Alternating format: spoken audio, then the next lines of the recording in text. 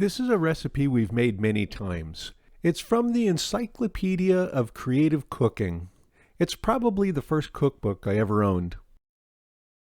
Beef, onions, minced garlic, olive oil, red wine vinegar, tomato paste, paste picante sauce, beef broth, red wine, crushed oregano, bay leaves, salsa verde. The prep for the recipe consists mostly of slicing a bunch of onions and cutting some beef into cubes. We're making beef stew Mexican style. I'm just cutting it into like 3/4 inch cubes. You can go bigger, you can go smaller. It's going to cook down quite a bit and be nice and tender. So this batch is going to be about 12 pounds of beef. The recipe calls for just throwing it all in the pot, bringing it up to a boil, and then turning it down to a simmer.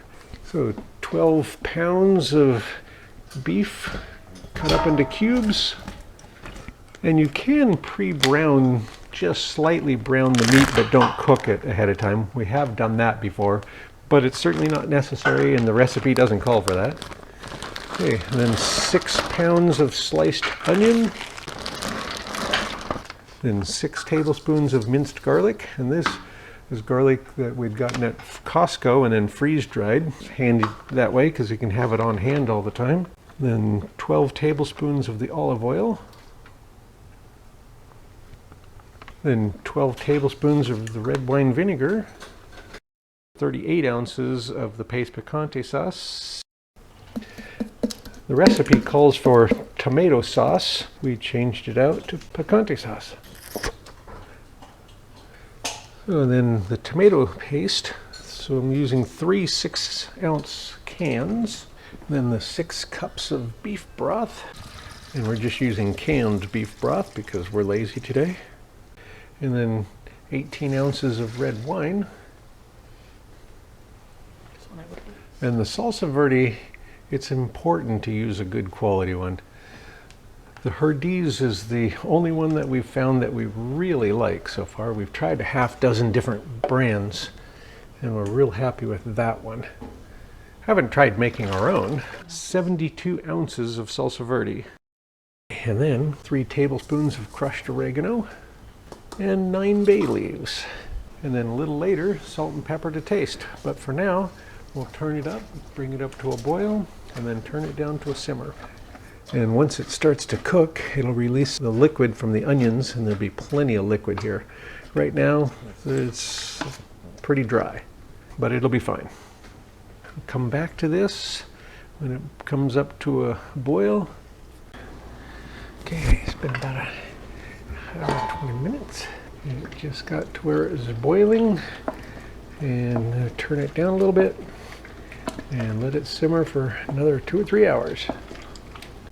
So it's still not 100% cooked down, but it's simmering nicely. And we usually have the first dinner with it like this because we don't start early enough. And it's pretty good. It'll just get thicker and the onions will cook down even more. Okay, so we like to serve it over rice. And again, we'd let it cook down some more. So that's what we got. Okay, so we like to serve ours with a little sour cream, maybe some salsa, shredded cheese, avocado slices, tomato slices, whatever you want to put on it. Then the leftovers will end up in the pans we use for pre-freezing, and they get pre-frozen and then freeze-dried. We'll show that next. Gonna put about 250 grams in each side, which generally is about 1 cup. And if it's a little bit more, that's okay. Gonna call it 250.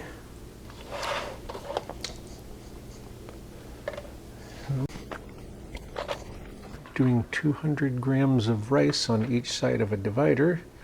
So I'm putting some of it into containers for pre-freezing. So, okay, so that's ready for the freezer and pre-freezing. So I'm going to pop the rice out. This is some of the cooked rice. And some things pop out very easily. and some things stick to the pan.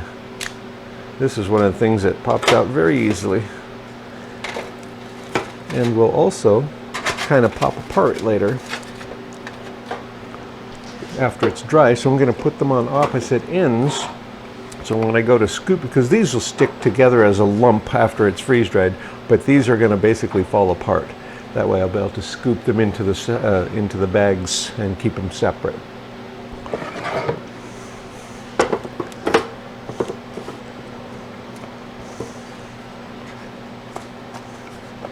Oh yeah, these are coming out nice also.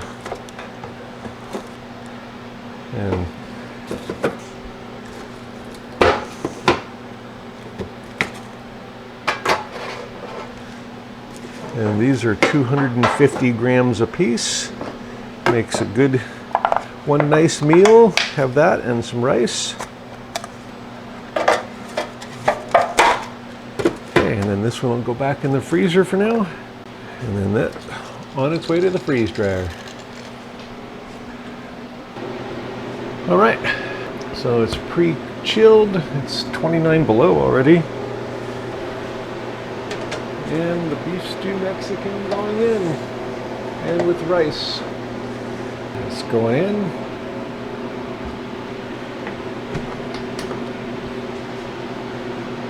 Put in the drain valve. Now I can open the door.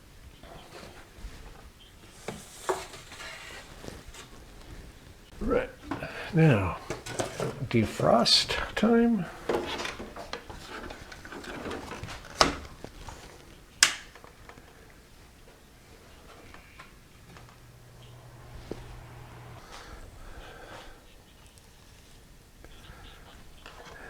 Going to be bagging the beef stew Mexican style and the rice. I'm going to just break these in half. I'm not going to bother breaking them all up. I do want to break them in half to get them in the bag easier. I probably could have used a smaller bag, so I'll get rid of most of the air I can. But yeah, I'm going to weigh it, and it's 59 grams. So I need about 190 grams of water back in.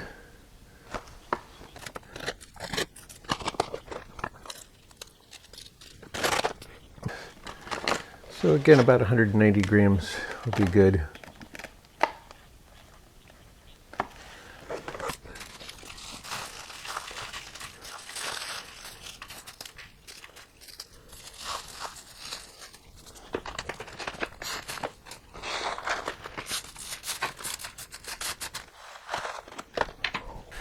Okay, so I'm adding the oxygen absorbers. You could probably do without oxygen absorbers on these because they're only going to be around for a few days. But you never know.